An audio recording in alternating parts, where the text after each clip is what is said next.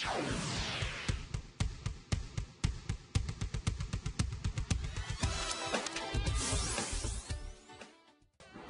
já estamos de volta com o seu estilo de vida. E, gente, ontem chegou uma mensagem aqui no WhatsApp da nossa produção e eu esqueci de ler, mas eu vou estar lendo agora. A mensagem dizia assim: bom dia, estou ligadinho com vocês, ótimo programa. Ele falou também das receitas de ontem que a gente mostrou uma torta funcional. É o Elton de Porto Velho, Rondônia. Elton, muito obrigada, viu, pela sua interação e me desculpa por ter esquecido ontem de ter lido sua mensagem, mas hoje eu estou mandando abraço para você.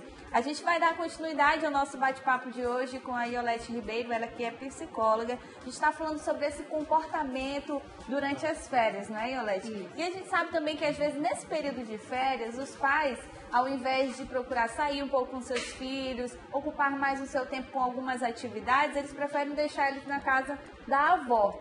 E a avó, a gente sabe que, querendo ou não, a avó sempre deixa a criança um pouco mimada, não é, Iolete?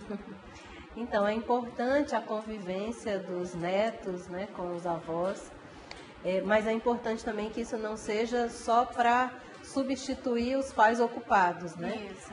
O contato com os avós tem uma finalidade importante, que é, primeiro, desenvolver a noção de tempo, né, da criança, quando ela interage, conversa com os avós e ouve as histórias, e ouve coisas que aconteceram há muito tempo, né, com os seus próprios pais, com eles mesmos quando eram menores.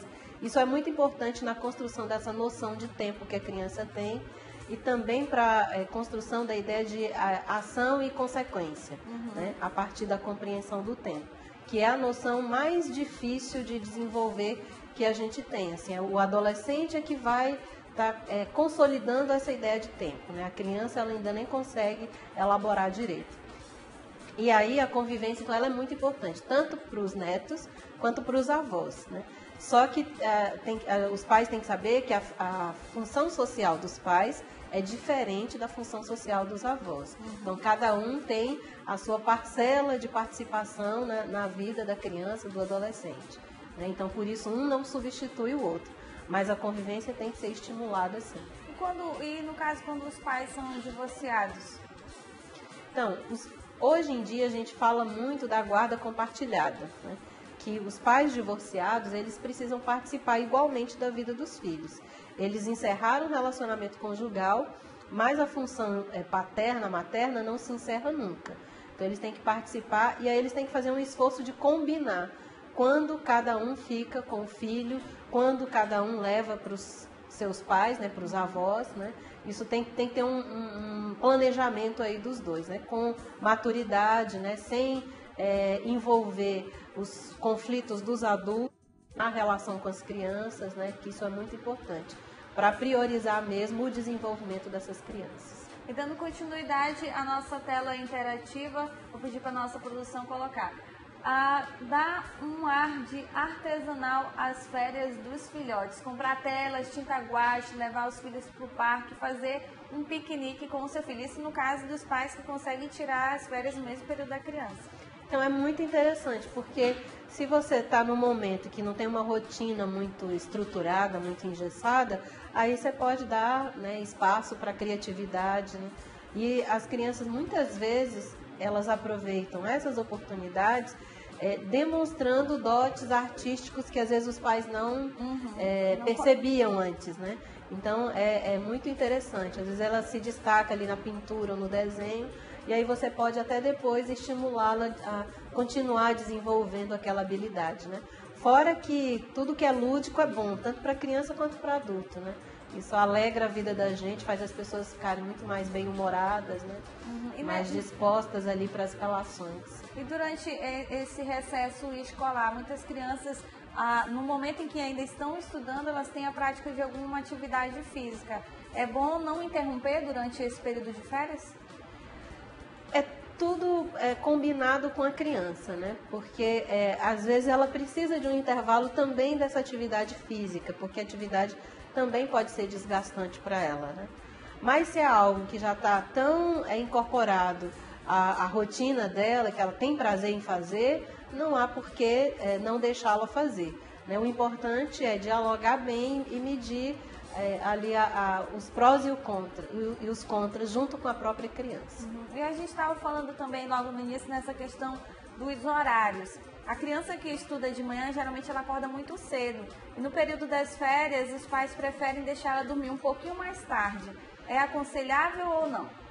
Então, não precisa ter um rigor exagerado em relação a esses horários, mas é preciso ter uma preocupação com a facilidade que a criança vai ter de recuperar, né, aquela rotina de acordar na hora certa e em tempo de se arrumar, se organizar para ir para a escola.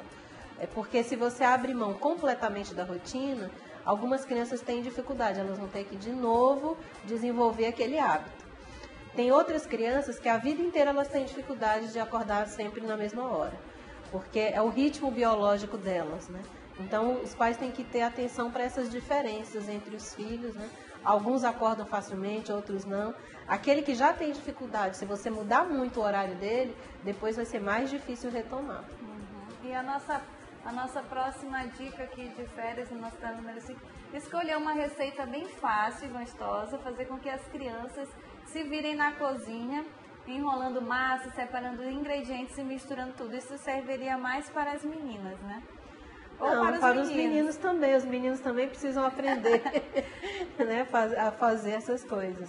Então, é um momento de interação importante e que pode fazer parte da rotina da família, mas não somente nas férias, né?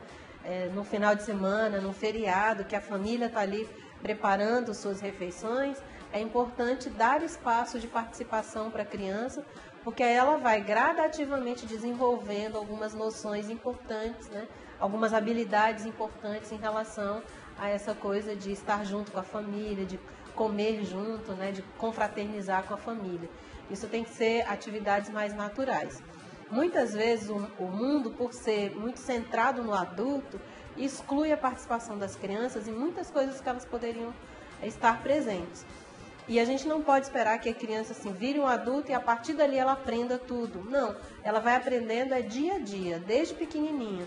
As noções de organização, de fraternidade, de bem comum, tudo isso vai gradativamente sendo construído. E aí os pais precisam sempre dar espaço de participação, a criança tem que ter direito de falar em casa, de ser ouvida, porque aí ela vai gradativamente desenvolvendo o que ela precisa para se tornar um adulto maduro. E, Olete, a gente tem a nossa última pergunta da nossa telespectadora, a Andréia. Vamos conferir qual é a pergunta dela. Oi, meu nome é Andréia e eu gostaria de saber quais atividades que eu posso fazer juntamente com meu filho. A pergunta dela foi a seguinte: quais as atividades que posso fazer juntamente com o meu filho? Então, às vezes são coisas muito simples, né? Como você tinha falado um pouco antes, cuidar das plantas, né? Uma coisa bem simples que está ao alcance, né, daquela família que tem plantas em casa e que normalmente essa tarefa está ali por fazer, né?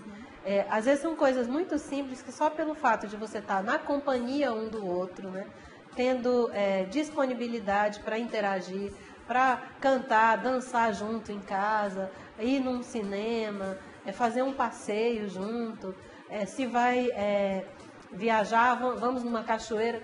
Tudo que você faz junto com criança, você tem que pensar na perspectiva da criança, né? No tempo dela, quantas horas ela fica sem comer, quantas horas ela precisa comer, que tipo de refeição ela precisa, o cansaço, porque o funcionamento do corpo de uma criança é diferente do funcionamento de um adulto. O adulto tem condição de esperar um tempo maior do que a criança. O tempo de concentração da criança é menor do que do adulto. Então, essas diferenças, elas precisam ser consideradas na hora que você escolhe o que fazer. Mas não precisa de muitos recursos materiais, né? Precisa muito mais da disposição, de querer estar com a criança e de lembrar que todos nós fomos crianças. A gente tem uma criança em nós ainda. E aí recuperar essa criança em nós para a gente poder entender um pouco melhor aquela outra criança que está ali conosco. E essa questão também de otimizar o tempo durante as férias, porque criança gosta de assistir desenho, não é? E às vezes muitas crianças passam muito tempo na frente da televisão, principalmente durante as férias. Qual o comportamento que os pais têm que ter em relação a isso? Então, se os pais planejam esse momento, eles vão encontrar coisas para os filhos fazerem, mesmo quando eles não estão presentes, né?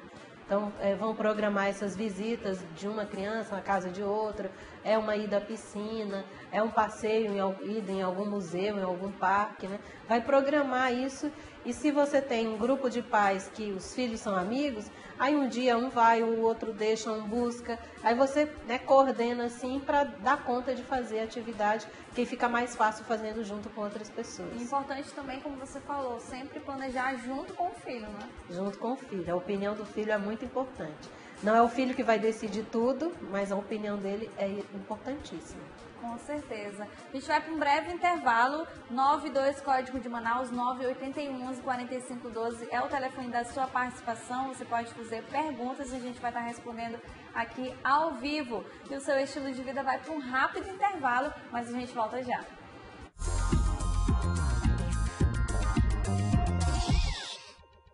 Bater frutas com leite no liquidificador ajuda a garantir vitaminas A, B, C e D.